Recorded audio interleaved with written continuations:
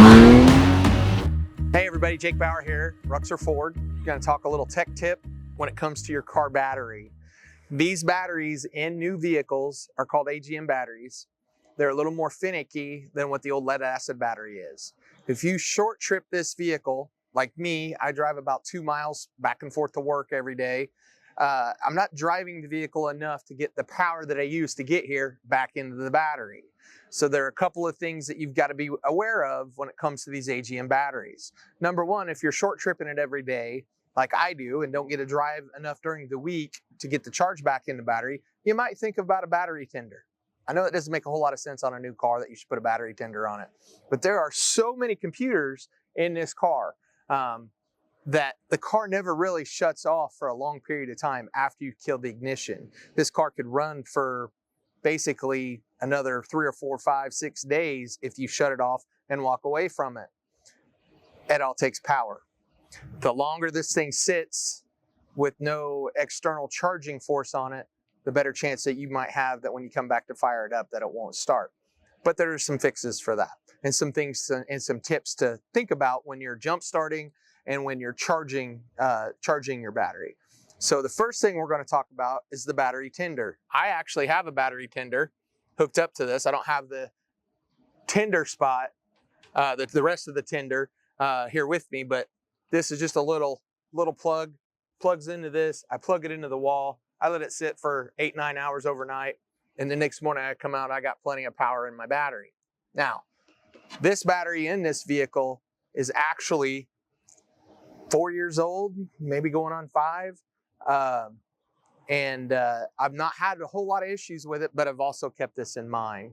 So we're going to talk about jump starting. We're going to talk about and how to use these battery tenders. So this is the battery tender connection. It's hooked up to the positive. There's accessory points on the Bronco battery where you can hook it up. Most cars have some way to hook this up. If they don't, as long as you get the positive side hooked up to the positive terminal and then hook it up to a body ground somewhere. Don't hook it up to the negative directly on the battery. Use an actual body ground. It works better for the tender, and then also gets it behind this voltage regulator, this voltage monitor. Not 100% sure what it's called, but I don't need to know what it's called. My shop does, but it has to be hooked behind this sensor right here. If not, when you're charging the battery, the car won't recognize the charge. The battery may be 100% charged, but the car doesn't know that. We would have to reset this voltage regulator or sensor or whatever it is, and which can be done inside the car. It doesn't have to be hooked up to a computer. There's a way to do that, but it needs to be behind this. On this particular battery, there is a tab on the side of the battery here that you can hook your negative terminal up to if you need to, if you can't find a body ground or anything. There's not a real good remote body ground on the Bronco, at least that I've found. So typically I've hooked up to here. If you look at it, it's marked up. I've jump started a few cars with this. So that's the battery tender. The battery tender itself is just a little power supply that plugs into this, and it is an automatic sensor. So it knows what to put into the battery and what the condition of the battery is when it's doing that. Has a nice little weatherproof plug on it that it tucks away very nicely, so it's out of the way of everything, and it's out of sight, out of mind when you're not using it. This is not something I have to do every day. If the car's been driven short trip for a week or two, I may put it on overnight, a couple of nights, and call it good. It does not affect how I drive the vehicle. If you're found to be dead alongside the road and you need to be jump started and the battery isn't doing you fits and you got somebody willing to jump start you, the old tried and true jumper cable should be able to get you back on the road. These jumper cables are marginal. They're very thin wires. I suggest a heavier duty wire. A good set of jumper cables should cost you, $50 to $100. They last forever. These are some that we have laying around out here. We don't use these a whole lot, but they're just an alligator clip style. And when you go to hook these up, you got to find a good place to hook them up. And if you look at the battery here, there's actually no good place to really hook this up to. When I bring this in, You want to make sure all your leads are separated, and you want to just get a good connection on here, like that right there. That's a good connection. It's not going to go anywhere. It's not going to slip off when we're moving the other side of the cables. Now, and if I'm just jump starting, I can hook here, or I can hook back here like so. It's hard to see, but once this is, and then I can go over to the powered vehicle that's actually running and do the same thing there. Be very, very, very, very careful not to cross your leads.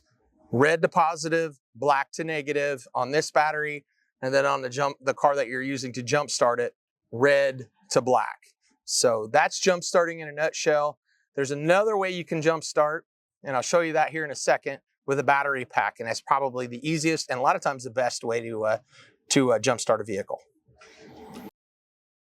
Okay, so one of the things we're going to talk about today as well is the battery itself. The battery is, and a lot of times, in a lot of cases in vehicles, is kind of hard to find. When you look at it, my particular vehicle that I have here today, the Bronco, the battery's up in the engine compartment. If you have a hybrid Escape, the 12-volt battery is actually in the back underneath the load floor. They move batteries around to get a weight distribution in the vehicle. This particular battery has a big cover. That cover, if you notice, is pretty muddy and dirty under here. This cover is to protect your terminals, to keep water, to keep mud, to keep whatever oil, whatever off of it, so your terminals don't get all corroded. If they ever do get corroded, you can remove this whole section, clean them up, so on and so forth. Also, this battery has what they call a blanket on it. This blanket is there for a couple of reasons. It's heat protection for the battery. Engine gets hot.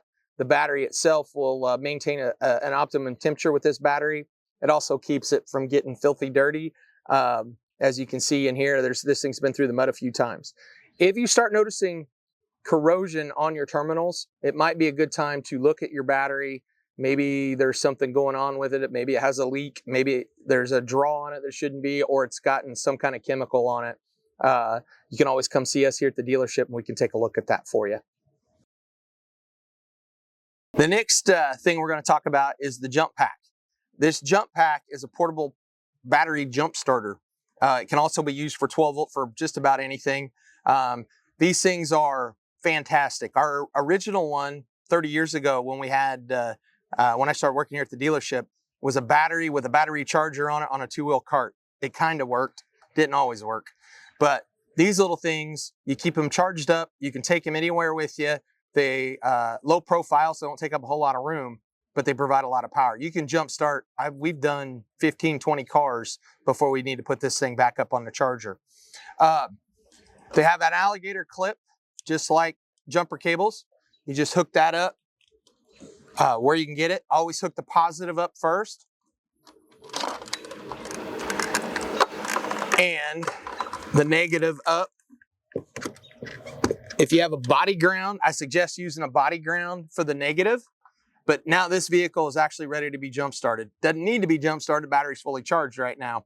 But if I needed to jump start this vehicle, I'd put it in. Now, if this car would have been really dead and I hooked this up, you would have heard things come to life.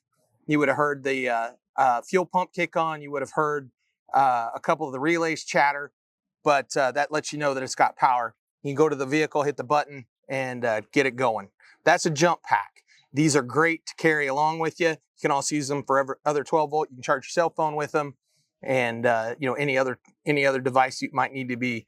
This particular one, this is an little bit older one. We've had it for a few years. All it does is jump start. But you can go Amazon, Harbor Freight. They have little tiny ones that pack a pretty good wallop and get your battery going. If you have a diesel truck, you may need a couple of these to get the diesel going. Well, I hope that gives you a little insight on the battery. I don't mean to do this to scare anybody, but realistically, if you're short trip in your vehicle and you never really get a full charge into it, you drive 3 or 4 miles to work every day or wherever you go, you may not be putting enough charge back in your battery to keep the battery maintained. So the little battery minder tender, that will help with that problem. It's just as easy as plugging it in at home. Driving your car, you drive 25, 30 miles, you're not gonna have this problem. But like me, I short trip mine a lot. It gets fired up, moved, and never really gets the charge put back into the battery. So I hope this gives you a little bit of insight. If you have any questions, you can always stop by and see us here at the dealership, message us online at ruxerford.com, or give us a call 812-482-1200.